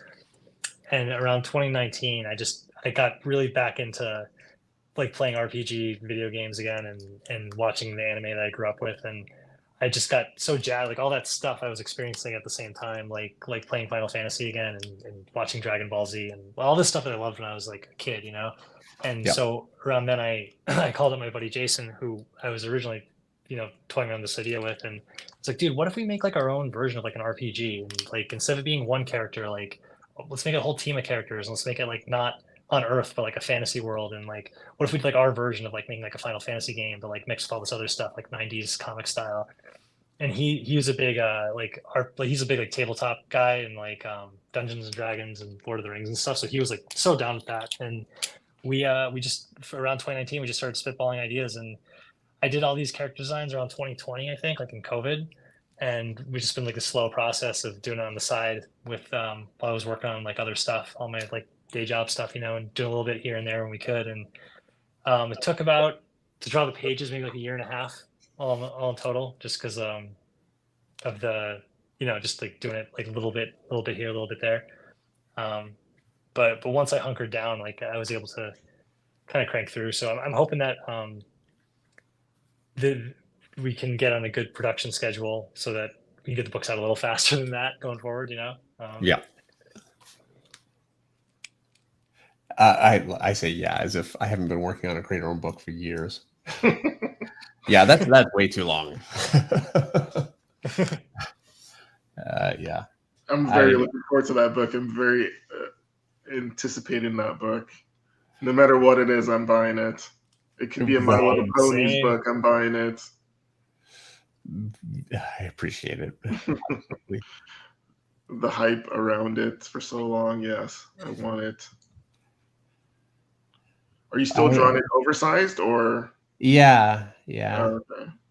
I've had my wife say to me a few times, you know what? Just go to regular size for the last little bit. No one will even tell. Like, who will even notice a difference? But I can't do it. How big is it? How many pages? It's like 210 pages. Oh. Which, I mean, there's a lot, but it's not awesome. that crazy. It's just every page is taking me, twice as long. More, like 3 times as long at least. Oh, okay. Like if I can pencil a page in a day, pretty comfortably, I can pencil and ink a page in 3 days. It just takes me so much longer to ink. And when I do it double sized, I'm like, 5 to 6 days. It's out of control. It's crazy. And I don't know how much of it. What's that? Like, are you doing the same sort of like level of detail, like size wise, like the same kind of? Yes, and I'm actually very worried about that. I'm not sizing up the detail because the pages are bigger, so I'm just using bigger lines. I'm detailing it even like it's tiny, tiny little stupid detail that I'm putting in there, and I just can't stop myself from doing it.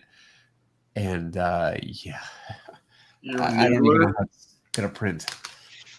It's gonna look awesome. It's gonna look so good. And then, I'm like, I feel like it looks good, and I'm really happy with it, and it's gonna be something. And then, Jerome Apina put something out, and I'm like, okay, yeah, I'm wasting my time here. Or I see a cover from Olivier Coipel.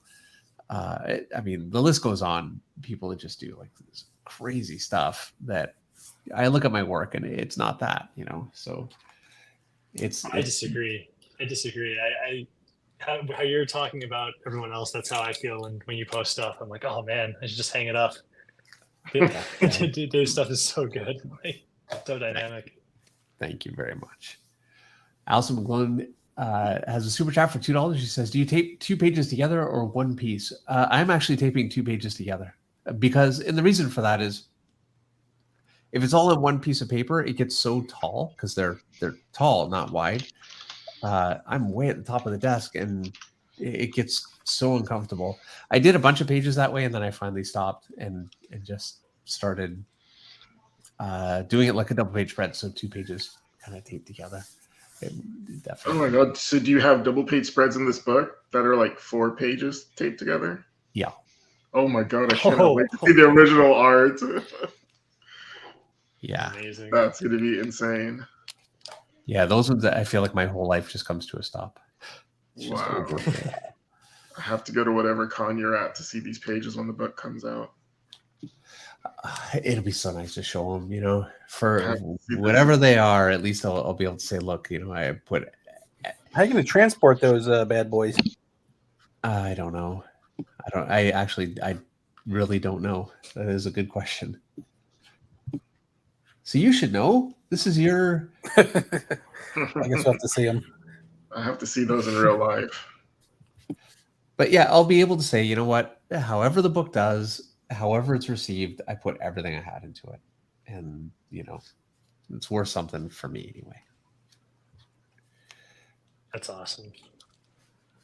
Dave, since you're inking yourself, do you have this problem when because this is something I've been fighting with like crazy, where like I'll ink something down and then I go to erase the pencil and it pulls up the ink and like it like makes the ink like almost like pulls the opacity off of the ink and everything gets like dull. Yes. Yeah, it's a real problem for sure. I find the best way for me to deal with that is to use a kneaded eraser instead of like a harder, like a white eraser. Those ones really do it, but kneaded erasers don't really do that. The problem is that they don't clean up the pencil as well. Yeah. So what I end up doing, I bring it into Photoshop. I did a video actually about how to clean up pencils in Photoshop from inks, which is so outdated now. I should do it again because I realized I could use the dodge and burn tool and it so easily kills pencils back and leaves the inks.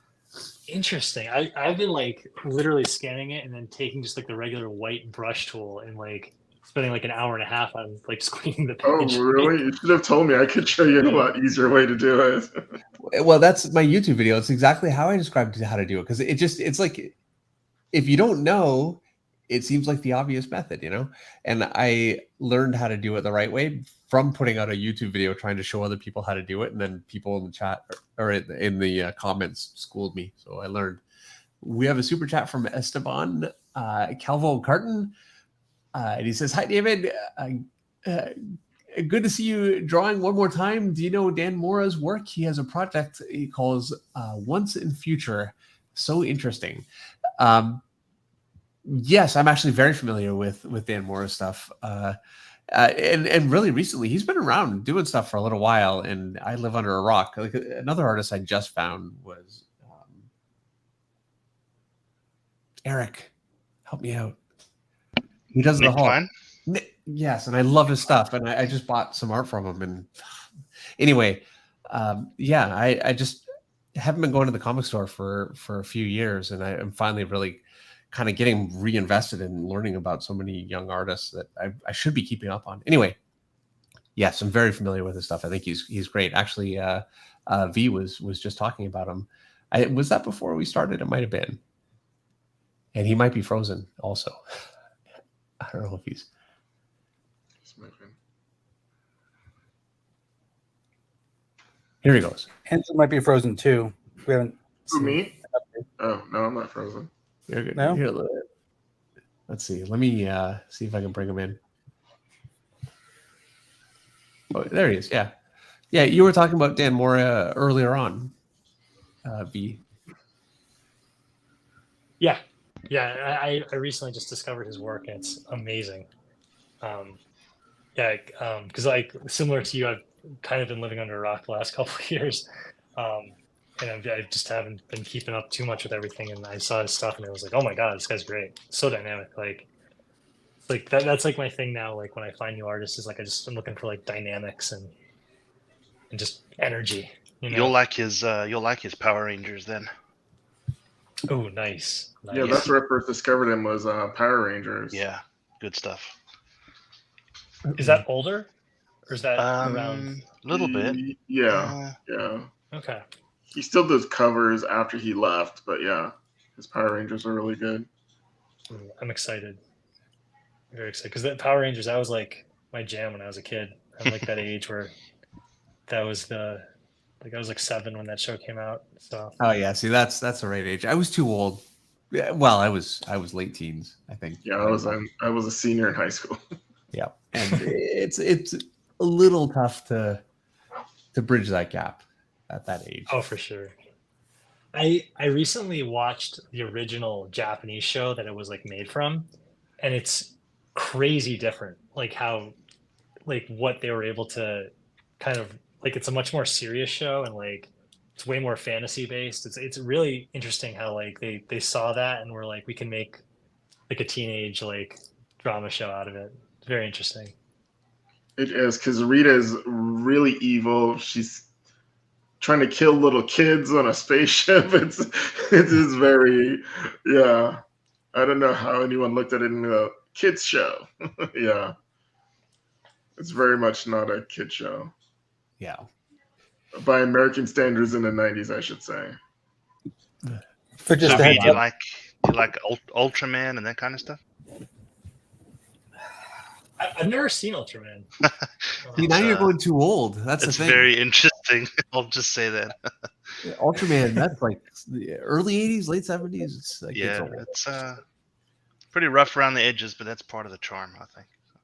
Yeah. It's a similar thing, right? Where it's like a guy in a costume, like stomping around like a cardboard city.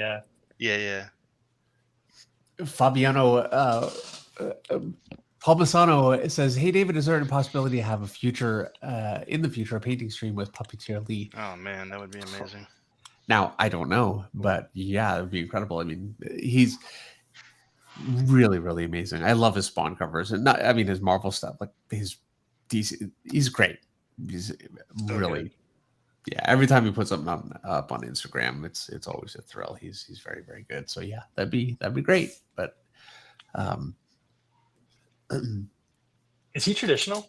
Does he do traditional painting, or is it digital? Yeah, it's oil paint. Oh wow, that's unless I'm wrong, but I'm pretty sure. Yeah, it's oil paint. So that'd be pretty amazing. Just a heads up, there's just about 10 minutes left, almost. All right, yeah, and well, I'm actually finished. So Ryan has a super chat for $10. So thank you so much, Ryan. And he says, "When is your next con meeting, Mr. Finch?" Thank you, and it's Dave, by the way. Thank you for being an inspiration. Well, really, thank you very much. And my next convention actually is in Dallas. By the way, we have a dinner in Dallas with it's me, Arthur Adams, Cully Hamner, Jeff Loeb, and Klaus. Joyce Chen and Klaus Jensen. That's right. Yeah. Am I missing anyone? Joyce. Oh, and Joyce. Right. Sorry, Joyce. So yeah, and that's something that you can sign up for. Jason, where can they sign up for that? If I'll post a link, it's under the Dallas Fan Expo website, or under Essential Sequential under events. You could find it there too. I'll just bring it up here. And so it comes with sketches. You can get sketches from all of the artists there, and you spend time with each of us, and we try to not bore you to death. At least I will try. I'll dance on the table.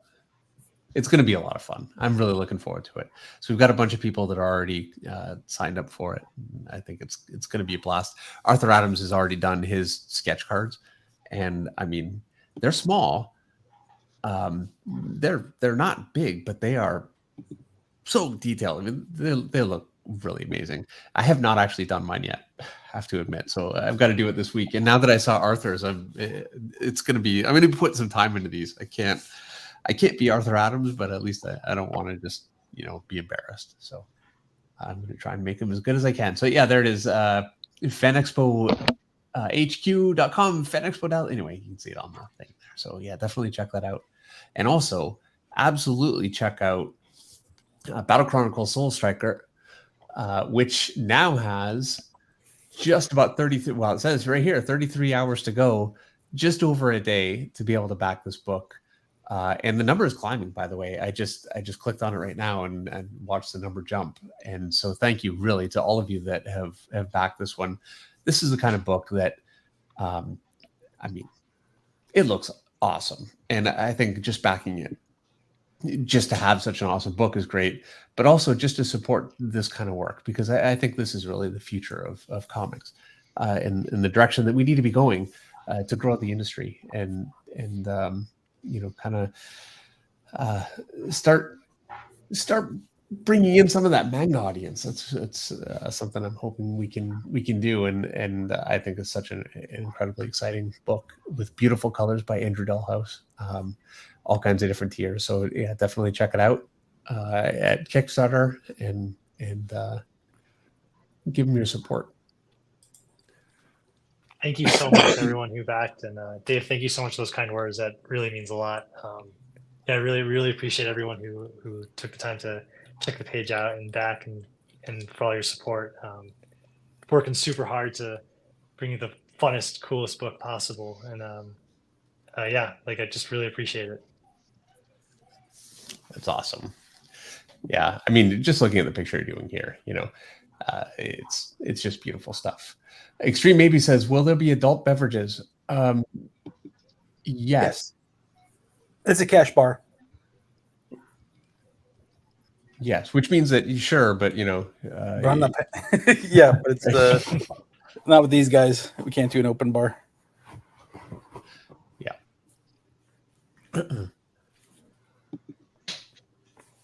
And yeah, Henry says Arthur Adams' detail is insane.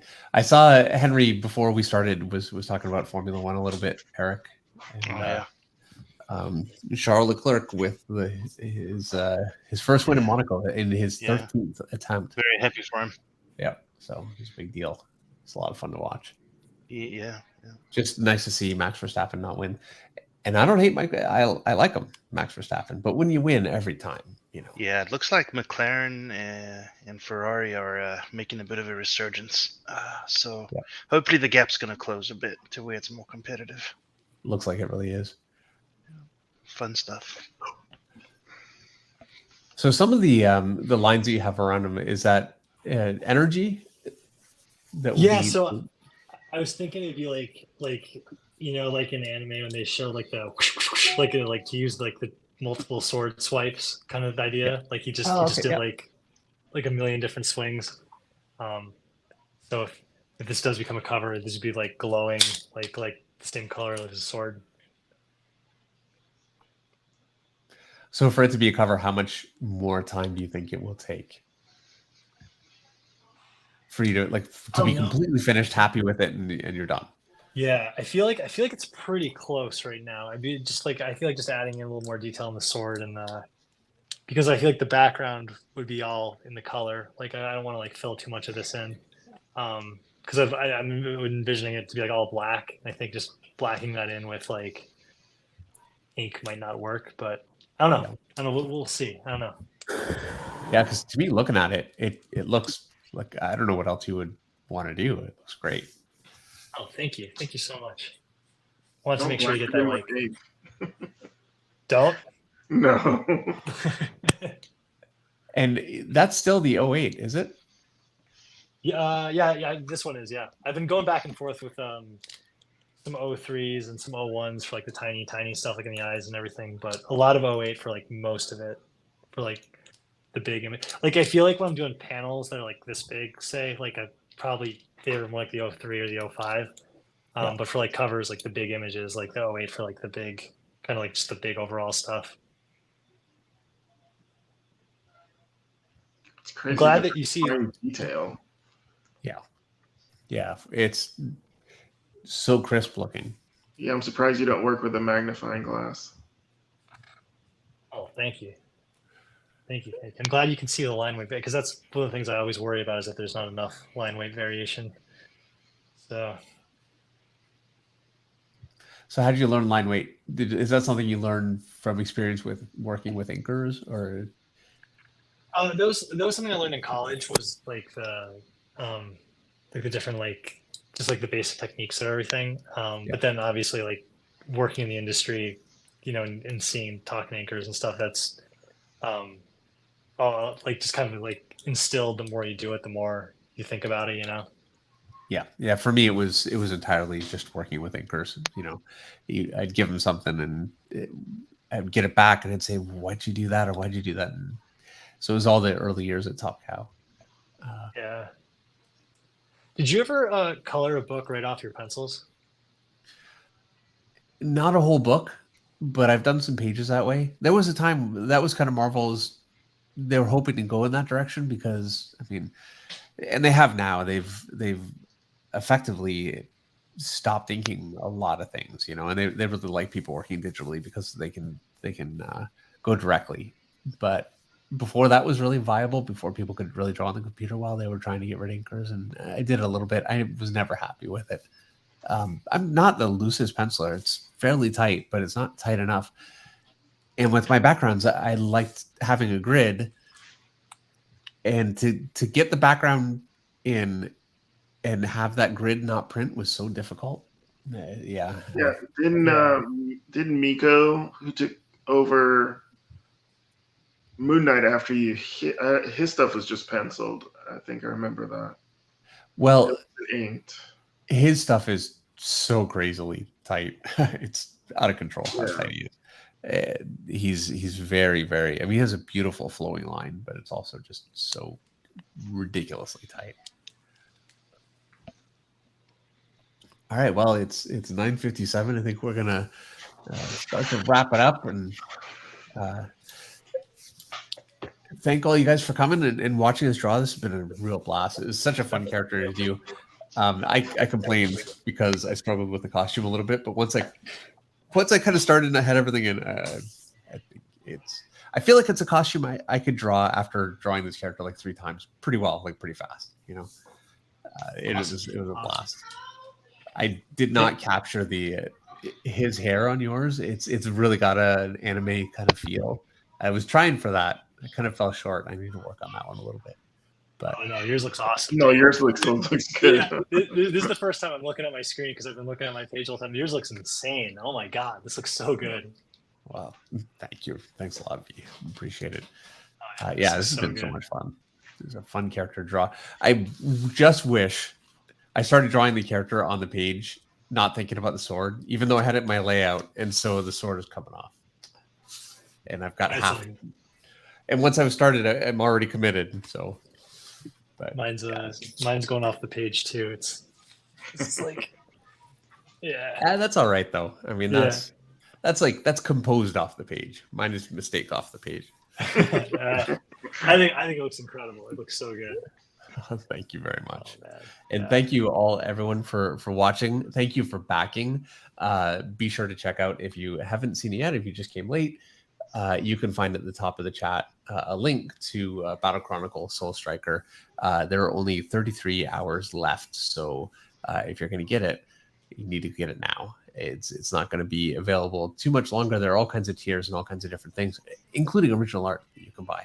Some beautiful stuff. So definitely check that out. Thank you so much, V, for coming on and being willing to do this. This has been a huge privilege for us to have you, and also Andrew Dalhouse has been great. I'm glad we were able to do this. Oh, Dave, thank you so much for having us. This was such a pleasure and a privilege to be on your stream and your show, and I'm just so grateful. I had such a blast, and this was so much fun. And thank you so much, and thank you everyone that's been watching that has backed the book. Really, really appreciate it from the bottom of our hearts. Thank you so much. All right, awesome. Thanks, everybody. Have a great weekend. Good night.